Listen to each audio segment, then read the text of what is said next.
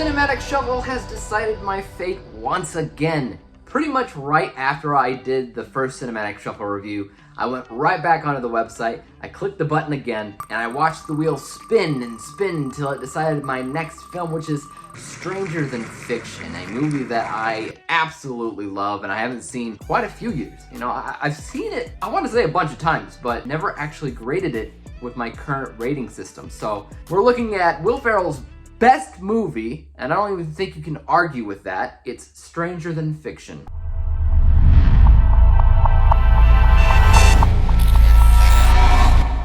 Stranger Than Fiction ultimately follows around Harold Crick, a taxman that lives his life day to day, and to be completely honest with you, it is incredibly a mediocre life. But when he hears an author's voice narrate everything that he does day in and day out, he's a little bit perplexed, but things take a little bit of a turn when he hears the narrator say, little did he know, he gonna die soon. And so he must figure out what to do next in order to maybe stop this impending doom. This is definitely a movie that I love. I think that it's incredibly unique and original and different. Personally, I think from a writing perspective, I think that it's a challenge to write something like this, because while it kind of sort of follows a normal narrative structure, it's also stranger than fiction, as the title would suggest, as this guy hears this voice, which is humorous at times, but it's also kind of a unique way to look at hopes and dreams and the way that we choose to live our lives, and how this guy is unsatisfied in his life and he never took risks before, but through the help of this narrator and through this girl that he meets, he's kind of able to open his shell a little bit and kind of be happy in a way. So there's a lot going on with this film that I really enjoy. I think looking under the surface, there's a lot to appreciate, and just on the surface, it's just an enjoyable, funny dramedy that Will Ferrell, I feel like, just kind of magically stumbled upon, because this is obviously his best movie, in my opinion. And one of the best things about this film is the casting. Just look at the casting and who everybody plays. They couldn't have been cast better if they tried. Gotta shut the window. So yeah, the casting in this film is perfect.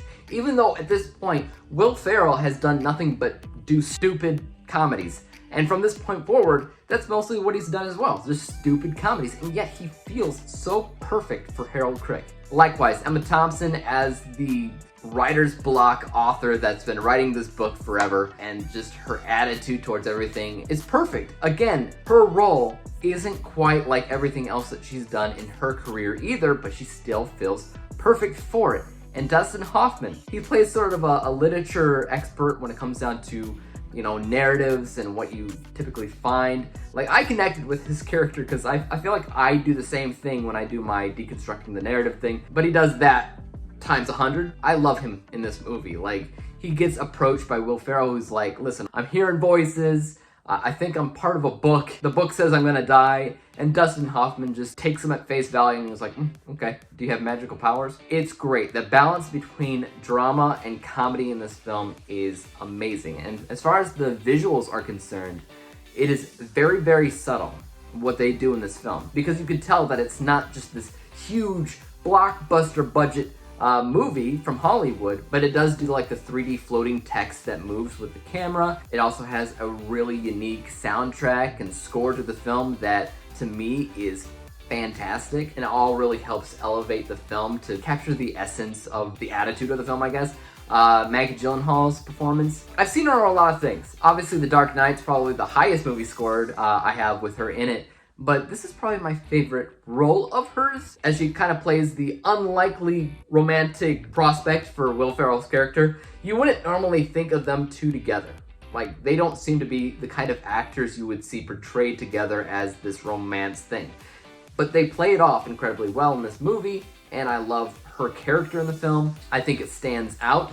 I think it's really good because they have this tension where they kind of hate each other. Well, more so, Maggie Gyllenhaal's character kind of hates him more so because he's the tax man, he's the auditor, so she kind of hates him for doing this to her business. But this tension kind of plays off as opposites attract. They get closer and closer, and you're like, they work really, really well together, and I wish I saw them in more movies together because They have that natural chemistry. It's really good. Overall, I think that this is the kind of original, different movie that will be remembered long term. I think that even if you're a fan of dumb Will Ferrell films, you can really appreciate this film because of how different it is for Will Ferrell. But even if you aren't, even if you're just a fan of movies in general and how they approach just the technical side of things, it's impressive. It's all subtle, like even the cinematography, even the editing, it's all very, very subtle, but it's all very, very well done too. There's very little I have to complain about this film. I think in general what they were going for, they achieved tenfold. Nothing about this movie feels bad. That's why when we look at my end score, you're gonna be surprised here a little bit, because I rated Stranger Than Fiction an A+, letter grade, nearly perfect, nearly completely flawless, with a final overall score of 98 out of 100 possible stars, 98%. That is impressive. But I mean, if you think about it, like, I think you can understand, because there's very little that I have to complain about this film. It's a very well-made movie. It's endearing, it's charming, it's funny, it's deep. There's so many other one-word adjectives that I could give this film, but it's worth the watch. Go check it out if you haven't seen it, and let me know what you thought about it in the comment section down below. And as for YouTube, you guys know what to do. Hit the like, hit the subscribe button, and hit the bell to be notified when I come out with my next Cinematic Shuffle review. And until then, peace out.